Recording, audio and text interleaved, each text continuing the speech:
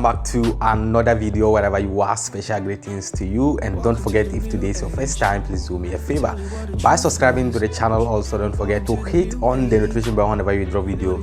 You can also get it and watch. In today's video, we are going to be looking at how Germany has extended their lockdown. Protesters for opposition leader Ousmane Sonko of Senegal has been detained. Also, one senior high school in Ghana has denied the admission to two young Rastafarian guys, or two young guys who are carrying dreadlocks. So guys, without wasting much time, let's do this thing together. As I said before, the Chancellor of Germany, who is Angela Markel, has extended the lockdown to mid-April. After Germany has been in 3 weeks lockdown, they have extended to mid-April. After this woman gave the lockdown, she came back and she was apologizing to the citizens, because when she delivered this lockdown, she did not allow the media to ask her any question, because the woman is saying cases are arising. Even the World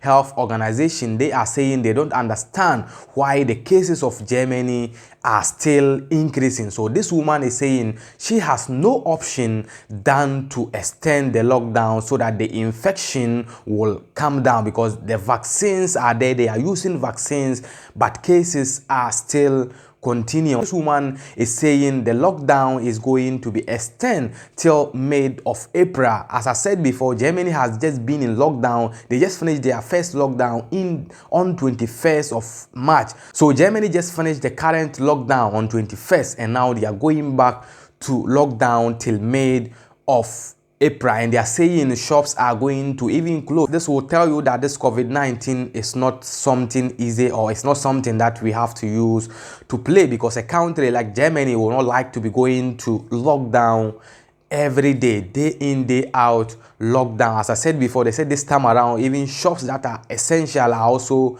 going to be closed. Religious activities are also going to be hold on. Guys, it's not easy at all. So that is what is coming from the side of Germany. The German Chancellor, who is Angela Merkel, has dropped the lockdown till mid of April, and she has apologized to citizens for this extension of the lockdown. So guys, let's watch the video. When we are back, we will give you the rest of the update. So stay tuned. Germany has cut short its de-escalation plans after a surge in the number of COVID infections. Angela Merkel and the 16 federal states agreed to extend the lockdown until April 18th, which, among other things, will limit the number of people that can gather inside, a measure designed to limit contagion during Easter. For this reason, the 1st and 3rd of April are decreed as days of rest, with great restrictions on contacts and a ban on gatherings from the 1st to 5th of April. It's an extended period of rest during Easter. Also eine erweiterte Ruhezeit zu Ostern. If you are in Germany, just take note that your lockdown has been extended to mid of April. Guys, let's move on to the next story. In Senegal, the opposition leader, who is Ousmane Sonko, has been accused for some weeks ago about a rape case, and this man was arrested. He's protested, or people who were protesting for Ousmane Sonko came out and they were saying they should free, or the government, who is Macky Sall, should free Ousmane Sonko, because Ousmane Sonko is innocent. Ousmane Sonko has not been raped, or the rape case that they have put in on Ousmane Sonko is not true. So they came out and they destroyed many things, including the French supermarkets in Senegal, and now they have released Ousmane Sonko. But the protesters who were protesting for Ousmane Sonko, they said over 600 people has been detained. And now my question is that the people who were protesting, even maybe some of them were even coming from the poor family, and now you guys have been detained. Excuse me for using the word poor, but guys, in Africa politics, sometimes if we are doing it, we need to open our eyes. The poor people will always find themselves in this kind of situations. You will not see rich people finding themselves in this kind of political crisis. At the end of the day, you have been detained. Maybe your family don't even have money, sorry for me to use that word, to come and bail you from where you are. And then so far as they have detained you, you know, African police, you need to pay something small for them to release you. And now the money that your family will use to cater for the family in the house, they will now use it to come and remove you from where they have detained you. So guys, if we are doing politics in Africa, we need to open our eyes as youth, because this our African leaders, this our African politicians, they don't say the truth. Now they are saying Macky Sall, who is the current president of Senegal, is now being a dictatorship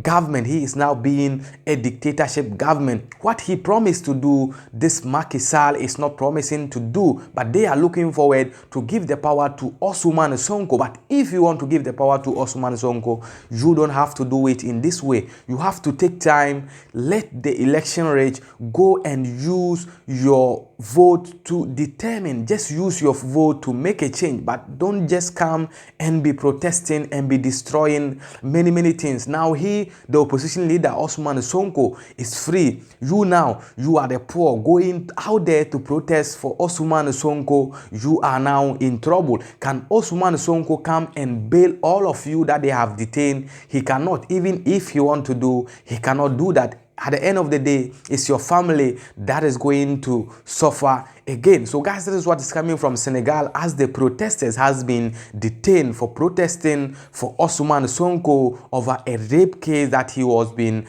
accused. Guys, let's go and watch that video. When we are back, we will give you the rest of the update. So stay tuned. Living in a country of fear and terror, rap Senegalese artist Dip Doundou Guiss. The police are supposed to protect us. Today, they're the one killing us. You can't stop us from protesting because you sold your country to France, he says, accusing President Macky Sall of protecting French corporations instead of the people. It's up to us young people to change things. We can't wait for leaders to do things for us. We have to wake up and fight for the future of our country. Free Senegal is a rap song turned into an anthem for many young people here, like unemployed carpenter Endor, who, after the burning and looting of a French supermarket, picked through the remains for food.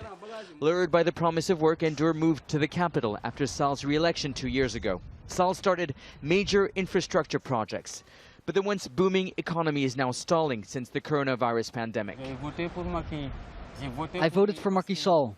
I thought he would move us forward, but he's moving us backwards. Some say it's turning into a dictatorship. We need to protect our democracy. It belongs to the people, not to the politicians. Critics of the government accuse the president of using the courts to eliminate opponents. Protests broke out after opposition leader Ousmane Sonko was arrested, accused of rape in February. He has since been released, but several politicians, civil society actors and trade unionists have been arrested. Local media estimates 600 people were detained. Some are now awaiting trial.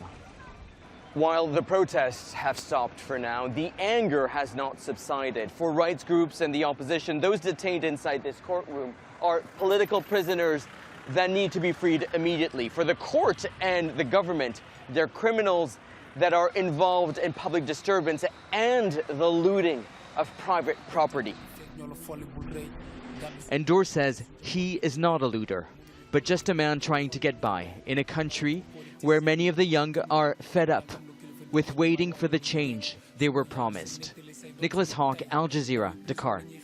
That is how this thing happened in Senegal, as protesters has been detained. Now let's move on to the next story. In Ghana, one senior high school has denied admission to 2 young Rastafarian guys, or 2 guys who are carrying dreadlocks. The school is saying whether this 2 young Rastafarians or 2 young guys who are carrying dreadlocks should cut off their dreadlocks or admissions rejected. So they have rejected these 2 guys for not removing or for leaving their dreadlocks on their heads, or leaving the Rastafarians on their head. even the Ghana Education Service has come into this matter, is saying that they should give their admission to these guys because academically these guys are good. They don't know the reason why the school has to reject the admissions of these guys. Meanwhile, the computer placement placed them in that school, and now you people are saying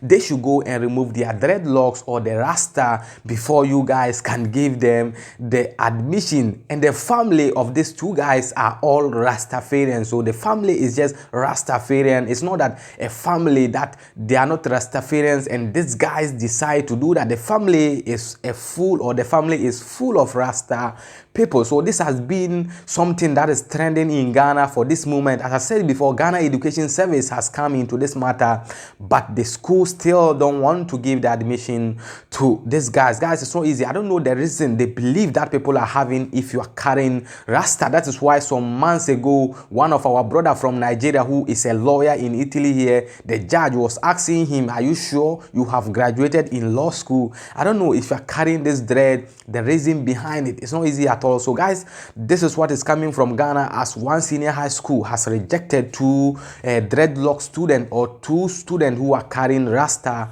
on their head. Let's go and watch the video. When we are back, we will give you the rest of the update. So stay. Now, the Achimota school has officially refused to accept the two dreadlocked first-year students who gained admission to school despite a directive from the Ghana Education Service to admit them when news about their denial at the school went viral. After the end of a no-compromise meeting between the headmistress of the Achimota school, Joyce Rodalyn Ado, Deputy Director General at the Ghana Education Service, Anthony Boateng, and a parent, Ras Assad and Krabia, the Achimota school still stood their ground, but the parents of one of the affected dreadlock students said they will be suing the school since the fate of the awards they do not know where the fate of the awards lie. First, Delania Megashi has more in this report.